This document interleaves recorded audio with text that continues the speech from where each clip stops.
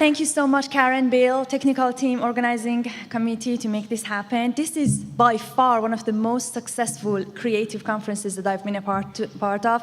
And I go to one conference per month. So this is a huge compliment. Take it. Okay.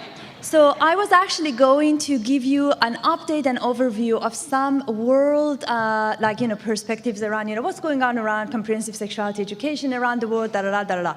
But then I thought that as sexuality educator, at least myself, when I wear that hat, I really want something that when I wake up in the morning tomorrow, I can use it with my crowd, and that's what I want. So who wants that? Very nice, so I wasn't wrong.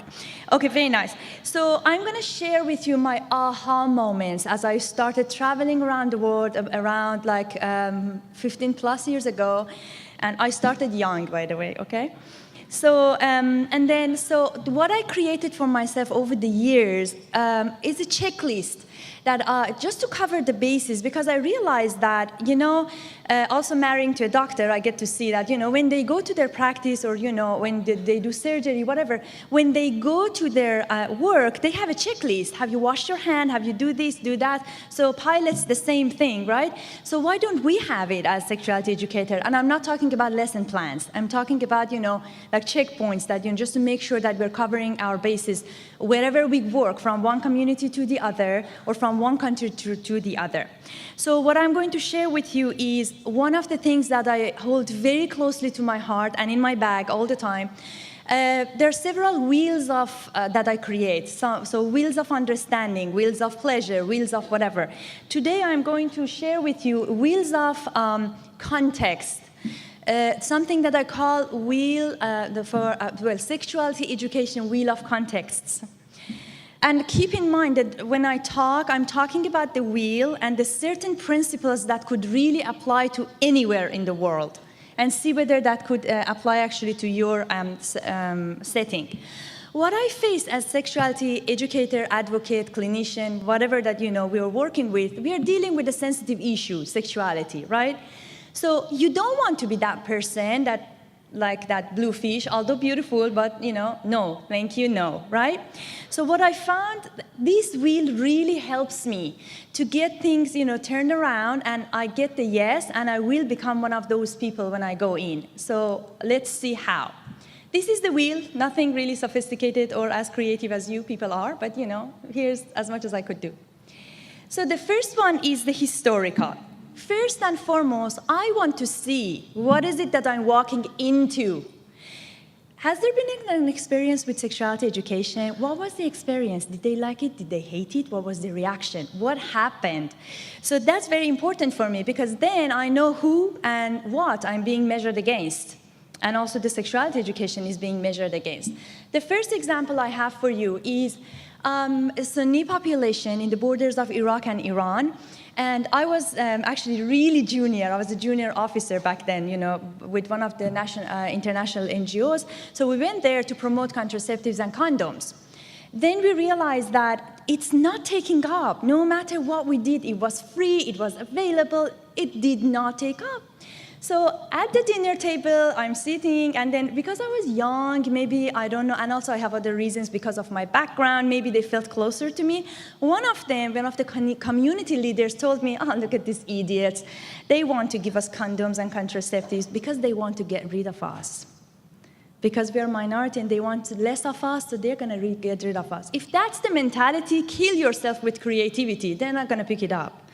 So that's very important to have that insight, the historical knowledge that how is it that they're thinking about.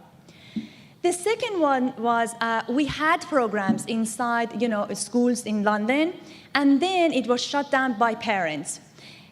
Beautiful Tim, can we have the audio one, please? So this is what one of the fathers said. We had this sex ed program piloted in our middle schools.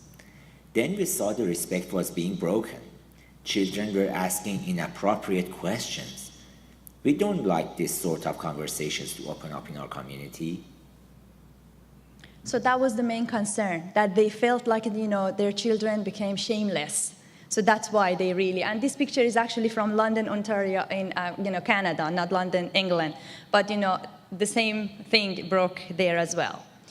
And the other project that I'm going to share with you, this was one of the saddest moments of my life when I entered this community. I entered after something disastrous happened. When Kevin talked about how to address domestic violence and gender equality, this is a project with very well intention. They went to that area. They didn't know the historical, the context. They failed to understand what's going on in a very highly patriarchal society. They started doing gender equality training. And this is your example of domestic violence prevention went horribly wrong. Can we please have the second one? I think they are bad news. They came in to help us, and at the end they did something that now we can't even accept basic health equipment for our people. They said they want to help women and educate them to take better care of themselves. So they came in and started teaching women that being beaten by their husband is not okay and it is against their human rights.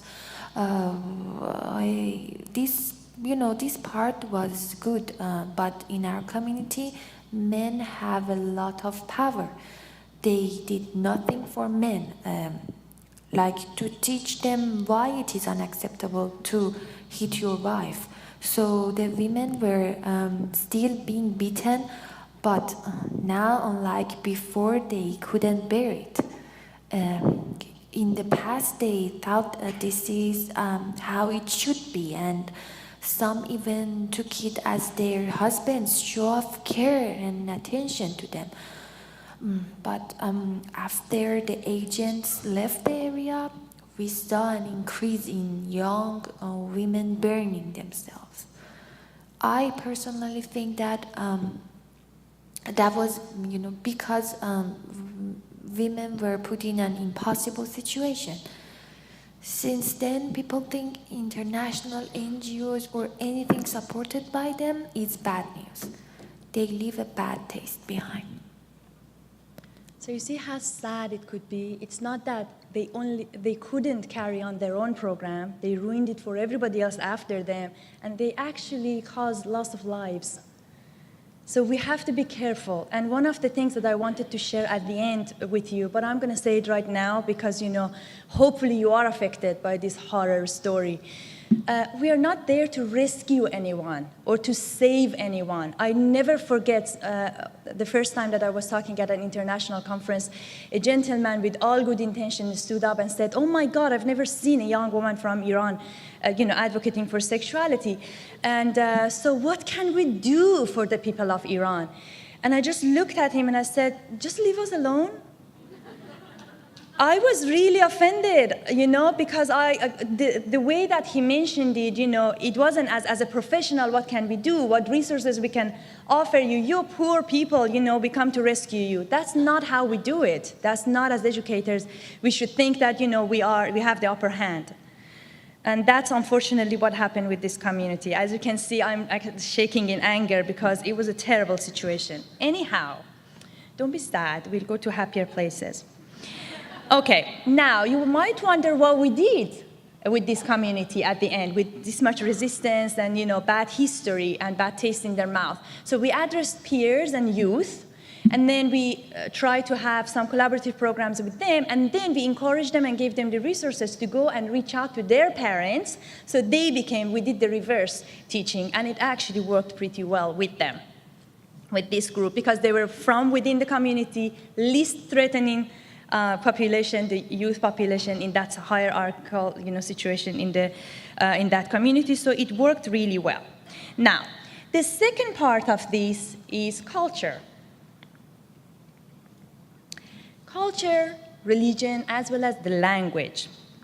We have to, of course, suspend our judgment. As you can see, this could be actually as dramatic as you can see here. One thing that we absolutely believe in could be completely reversed in the other part of the world. So questions that I ask myself here, first and foremost, is what is the culture? Is this a collective culture or individualistic culture? This is a picture, very simple, representing individualistic culture. What it means is I can actually go to someone and then say, oh, express yourself sexually. It's okay, we'll help you, we'll give you resources as much as you want, but you are the center of attention, you're the center of the universe. It's okay to do that. In collective culture, you cannot do that. Please don't do that. Because somebody else is making the decision, somebody else is going to be punished for what we promoted. Now, on that note, we need to see who is the decider, who is the influencer, and what if somebody not abiding by the norms around them? What is it? Is this only allowed, not allowed, frowned upon, not frowned upon, or actually this is penalized by law, or they're going to be executed for that? So these are the things that we need to be very careful when we're going in as sexuality educators.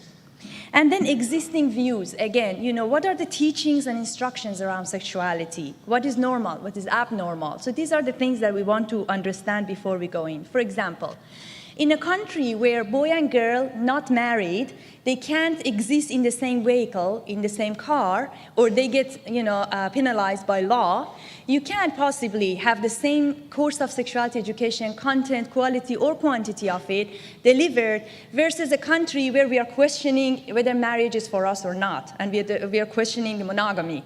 So two very different poles. So we have to pace ourselves to be relevant to them. The other thing, again, referring to what Kevin was mentioning, sources and scientific bases that we use could be very important to argue against the opposition. For example, a group says, okay, so how do we know that you're not promoting sexuality? How do we know that our children are not going to be more sexually active, more promiscuous? We think that we have the science. But when you walk into a community where they think that by nature anything scientific is against the wills of God or against the divine power, what do? You can't use that, right? We can't push for that. We have to come up with some relative, relatable information for them. The other thing is, so for example, we had this Chinese community, we went to them first, and the Chinese community said HIV is the white man's disease. So we had to go back, spend 6 months, develop epidemiological data from that community to show them that this is your issue too, or this could be your issue too. Anyhow, so I don't have more time for that, but so this is a picture that I picked for the third part of the wheel as stability versus change. We all experience stability versus change. It could be war, for example, in Syria or in other parts of the world when we have competing needs. We have to see whether there's any competing needs in that community when we walk in. The other one is the change of government, policies, or shift of funding, like the Clinton, Bush, Obama thing we know very well. So the fourth part is policies and legislations. If we have law within a country, for example, Argentina has a law in support of comprehensive sexuality education. That helps us as sexuality educators because we walk in legitimately, in a legitimate area. But if we don't, then it makes it a little bit harder. In Southern Africa and East Africa, they have a unity of ministerial agreement that could be used if you are working in those areas. Ask for that can help you. In Latin America, there is an agreement between the governments as well. And so that could be actually helpful as well to you. Also, pay attention whether it's a centralized government or a decentralized. And then, so economy matters. Of course, economy matters, money matters, but that's not what I mean. In Thailand, in Venezuela, we were talking to teachers, and then we were wondering why science teachers, health teachers didn't want to be educated as sexuality educators. Because they were getting most of their money to live off from private tutoring of the students after school. So if the parents think that they're affiliated with sex, they're not going to hire them as private tutors. And then, so these are the things that we need to be careful about as well. And so the last point, you will be happy, the last one. So tools and technology that we use. Of course, we can bypass everyone and everything with technology. Lacey talked to that. And then, so, with democratization of knowledge, we can really bypass everything, every obstacle that we have. But Remember, access, level of access, sophistication, and the way that people use stuff, different tools and means are different. For example, with my BBC show, I don't care if they censor me or filter me. I'm in the living room of every Farsi-speaking person in the whole, entire world. I reach them in their living room. So if you have a program, don't be afraid. Just use different mediums, and then you can, really access people that you want to access. And this is a very good program. Look it up. They are using celebrities, voices of celebrities in a very celebrity-driven country in India. It's been very successful, moving to Africa as well. Now it's in over 70 countries. It's called Teaching Aids. And this is my takeaway message, if I have any takeaway message. There is always a way. We just need to find it. We just need to find it. Thank you so much, and if you are coming,